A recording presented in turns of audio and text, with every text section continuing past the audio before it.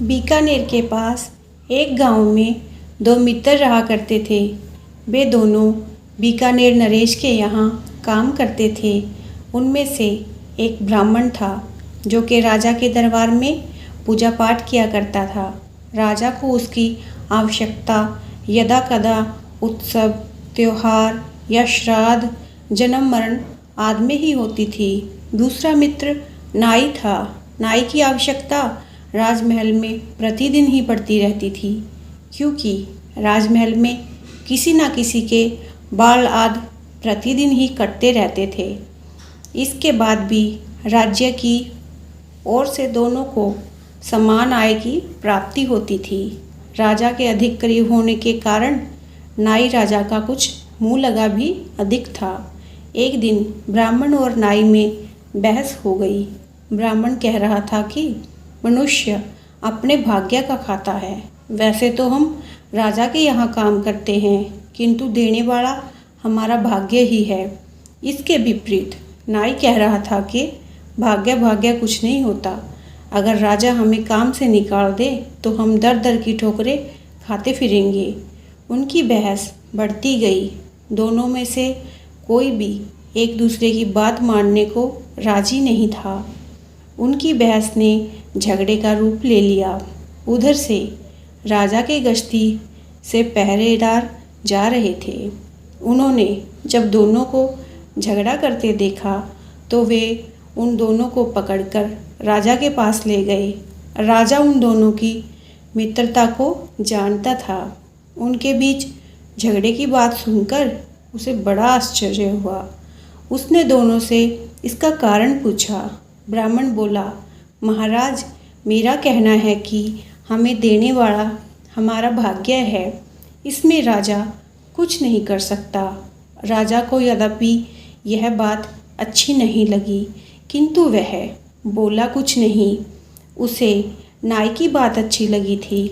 उसने नाई से पूछा, तुम्हारा क्या विचार है? नाई थोड़ा अकड़कर बोला, महाराज, इस ब्राह्मण की बात सरासर गलत है। यदि आप हमें काम से निकाल दें तो हम भूखे मर जाएंगे। मेरे विचार से तो हमें देने वाले आप हैं। आप ही हमारा भाग्य हैं।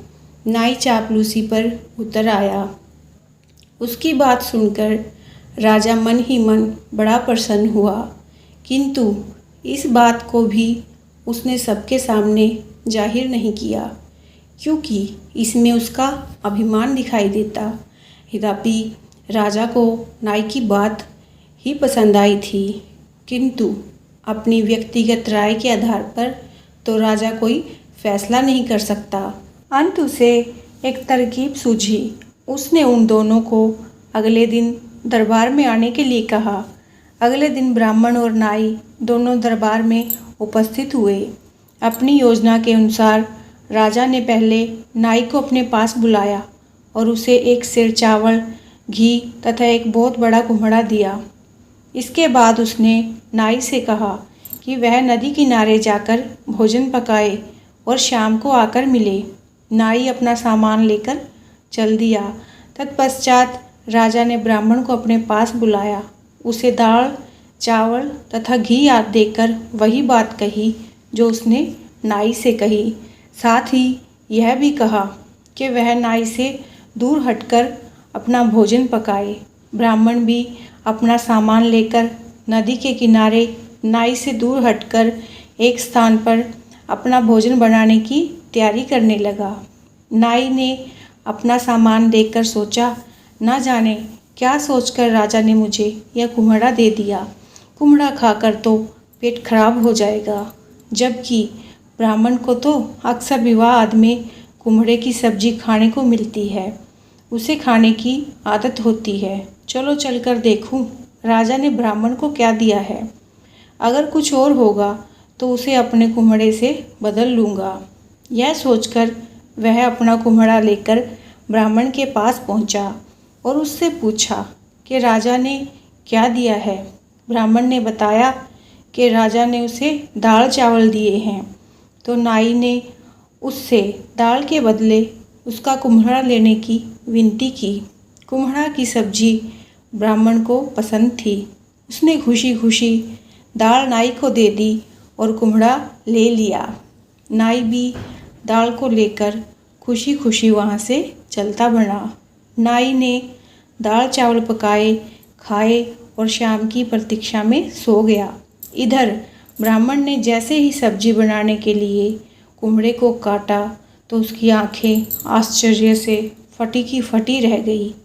कुम्हड़े के अंदर हीरे, मोती, माणिक भरे हुए थे।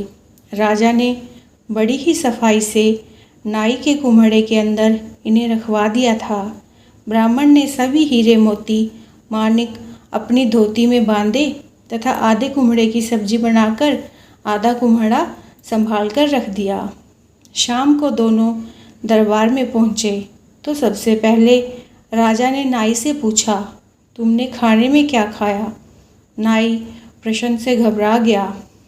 उसने सोचा कि राजा को पता चल गया है कि उसने कुम्हड़े के बदले ब्राह्मण से दाल ली थी। अंत भलाई इसी में है कि सच बता दिया जाए। उसने बता दिया कि कुम्हड़ा खाकर उसके पेट में दर्द हो जाता है। अंत उसने इसके बदले ब्राह्मण से दाल ले ली थी। राजा की प्रश्नवाचक निगाहें ब्राह्मण की ओर ठहर गई। ब्राह्मण ने सारे हीरे, मोती और आधा कुम्हड़ा राजा के आगे रख दिया। राजा अपनी हार मानता हुआ बोला, तुम ठीक कहते हो ब्राह्मण देवता, भाग्य के आगे किसी का बस नहीं चलता। यह हीरे मोती तुम्हारे भाग्य में थे। अंत मेरे द्वारा नाई को देने के बाद भी यह तुम्हारे पास चले गए। अंत तुम जीत गए। इसके पश्चात राजा ने वह सारे हीरे मोती ब्राह्मण को ही दे दिए। नाई को भी सच्चाई का पता चल गया था। अंत दोनों मित्र खुशी खुशी वहाँ से विदा हो गए।